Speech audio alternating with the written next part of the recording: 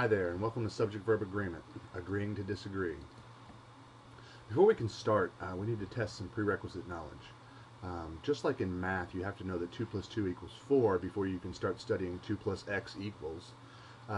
In grammar, you have to know some certain basic vocabulary before you can learn greater concepts. So we're going to start out with, what is a subject? Well, a subject is who or what a sentence is about. And what is a verb? Well, a verb is the word or group of words that expresses the action or state in a sentence. Now, you have to know what a subject and a verb are before you can learn subject-verb agreement. Here we have a couple sentences.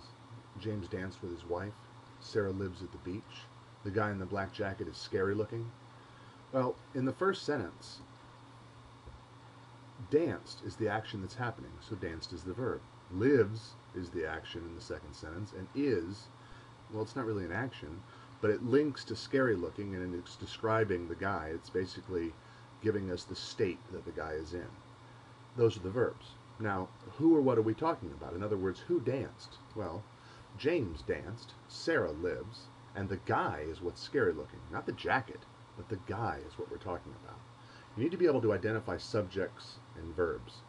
If you can't identify subjects and verbs, you may want to practice. There should be a pop-up coming up now that'll help you go and practice identifying subject and verbs before you move forward with subject-verb agreement. If you're still with me, that means we're ready to work on subject-verb agreement. So I'd like to ask you, what do you think subject-verb agreement is? What is subject-verb agreement? Now, a lot of people seem to come up with the same answers. Singular subjects need singular verbs. In fact, I went out to Google and found the 3 first websites that I saw on subject-verb agreement, and they all pretty much said the same thing. Singular subjects need singular verbs.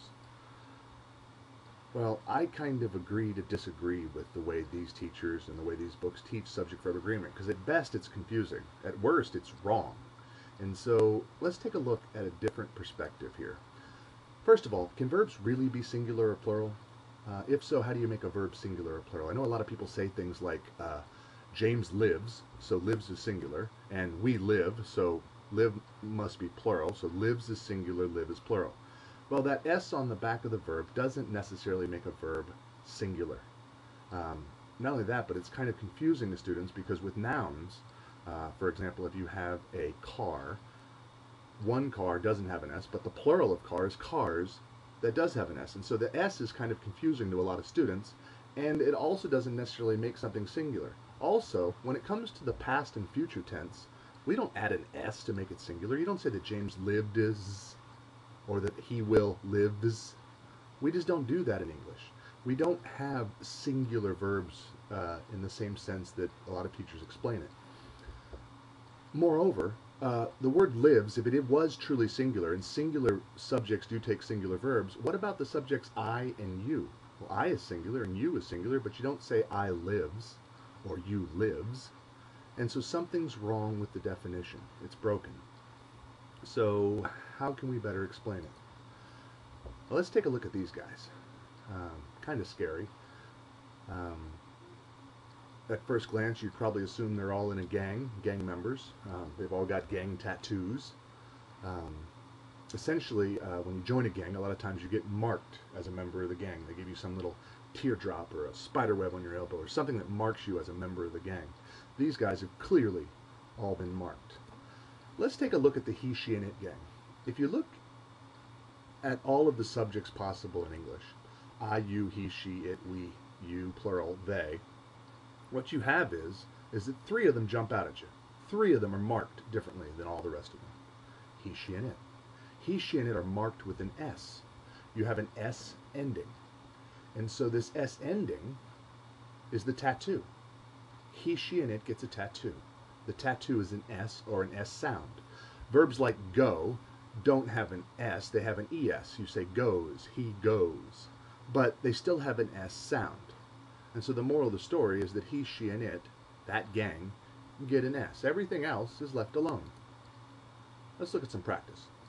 Here we've got verbs. And when you have a verb, you know the subject by simply asking who or what does the verb. And so we have the verb live and lives. Who or what lives? Well, in this sentence, Todd.